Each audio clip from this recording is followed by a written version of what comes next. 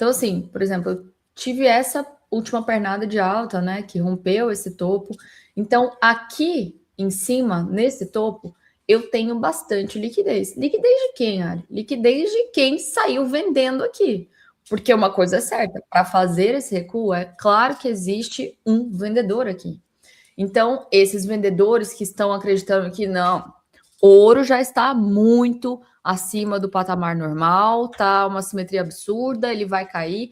Então, essa galera sai vendendo aí. É um pouco perigoso uma venda nessa região, porque se a gente for olhar até tempos gráficos anteriores, a gente não tem nada do lado esquerdo do gráfico, então não tem uma referência que me fale, opa, no passado já surgiu um vendedor aqui, porque na cabeça dele ele acreditava que esse preço estava caro. Então, como eu não tenho nada do lado esquerdo, quem me diz que agora está caro? A gente não sabe. Então, o cara que está vendendo aqui, ele está supondo que está.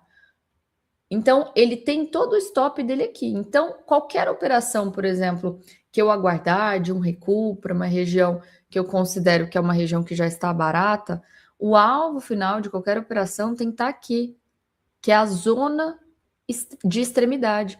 Que se o stop do cara está aqui, o institucional que está querendo continuar subindo com preço, ele vai capturar isso aqui. Então a gente sai de uma zona de demanda extrema até uma zona de oferta extrema. Esse é um trade que é muito bacana, né? O ouro hoje tá muito fácil, entre aspas, operar o ouro, operar a prata, por exemplo, porque todos os tempos gráficos estão para cima. Então, todo e qualquer recuo que eu conseguir ver, ó, essa é uma demanda que eu identifiquei, por exemplo, esse doji é um order block, eu vou explicar o que é um order block. É um order block, eu vi que ele chegou aqui na região, veja como é muito claro para nós. Eu estou em regiões de topos e fundos ascendentes, pá, pá. Essa é a minha última pernada de alta, pá. Teoricamente, a gente pode traçar o que a gente chama de prêmio desconto, que é basicamente pegar o nosso Fibonacci e traçar aqui. Abaixo da região de 50%, por exemplo, que é abaixo dessa região, são regiões que a gente pode falar que é uma região de desconto. Então, eu vou procurar pontos de parada do preço, possíveis pontos de parada, para que eu possa estar comprando para tentar levar como alvo final mais uma quebra de estrutura, dando continuidade à tendência de alta, né? Então, veja que eu usei alguns conceitos, a gente vai. Fica tranquilo, ninguém precisa decorar isso nada. Todos os momentos eu vou estar falando isso com vocês para recapitular a base, né, do SMC, mas veja que a quebra estrutura é para cima, o preço, quando ele corrige normalmente num formato de estrutura. Então, uma estrutura que é um canalzinho de baixa, até que a gente costuma pegar o ponto de intersecção entre esse canal e esse POI, que é o nosso Point of Interest, né, que é ponto de interesse, que é o nosso order block. E a intenção é que ele consiga vir para cá, que ele vai sentir, porque é o topo do canal, mas se ele ultrapassar, o próximo alvo seria para essa região. Mas basicamente, então o SMC, ele espera a captura de uma liquidez para que você possa entrar numa operação. A captura de liquidez aqui nesse caso dessa estrutura foi esse fundo aqui. Para a galera, e aí olha o interessante. A galera que saiu comprando aqui, comprou de forma antecipada. Comprou por quê, Ari? Normalmente tem uma VWAP, normalmente tem. Que mais que pode ter? Pode ter um pivô anterior, pode ter. Olha só, olha o que pode ter. O cara olhou a pernada errada, ele estava olhando isso aqui, pá, pá. Então ele olhou essa pernada, então capturou essa liquidez. O cara achou que parava aqui, mas na verdade veio aqui. Por quê? Eu não posso sair entrando em qualquer ponto que eu veja, isso aqui é um candle negativo, que a gente chama, o que é um order block, né? Que é um dos principais pontos de interesse de tomada de posição do SMC. Regra geral, é o último candle negativo antes de uma pernada forte de alta. Então, a gente tem esse carinha aqui, que foi responsável por essa pernada e quebrou isso aqui. Então, isso aqui, muita gente que só faz a leitura básica do SMC vai estar olhando, é um ponto de parada vou estar tentando comprar aqui para tentar levar o preço.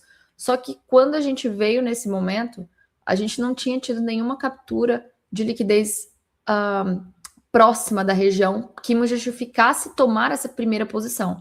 Você poderia até falar, mas não teve isso aqui não é um fundo triplo?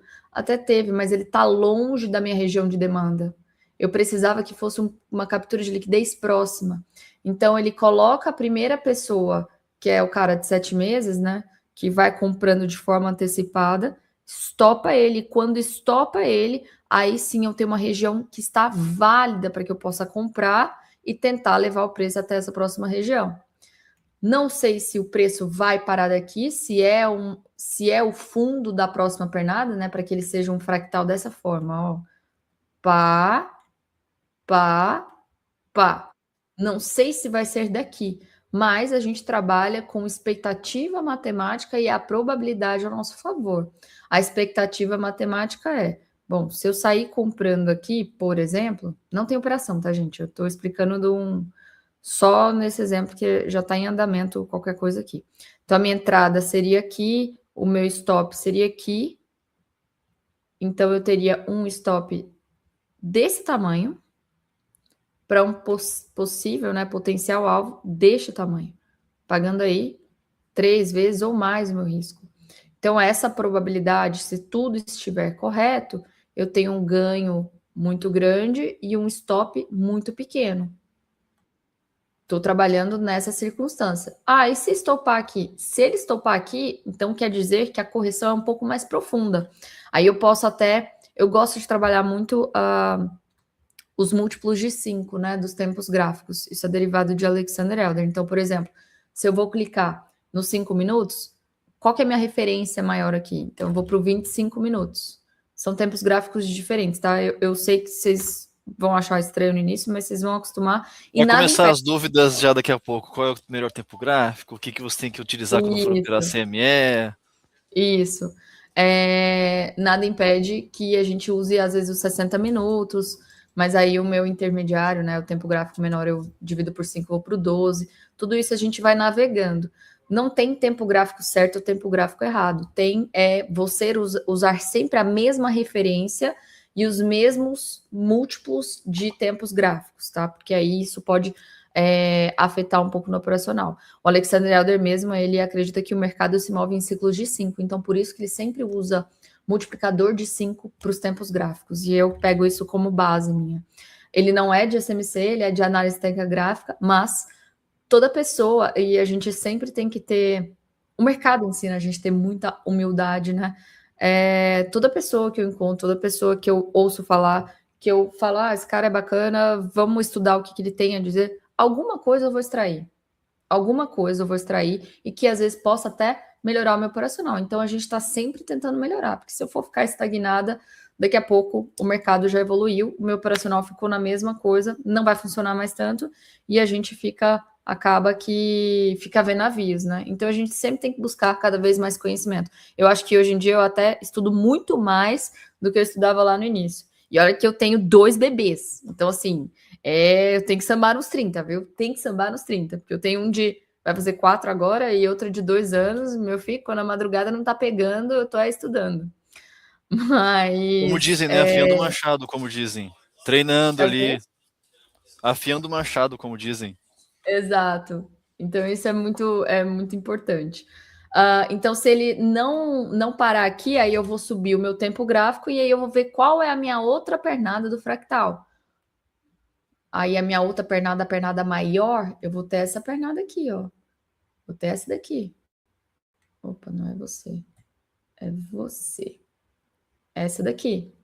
Que ela vai estar é a pernada maior desse subfractal aqui. Pá, o mercado ele anda em fractal. Então, se eu perder isso aqui, eu vou olhar para essa maior de azul. E aí eu vou traçar de novo meu prêmio de desconto com a FIBO, né? Vou ver minhas regiões de oferta e demanda, vou ver tudo isso.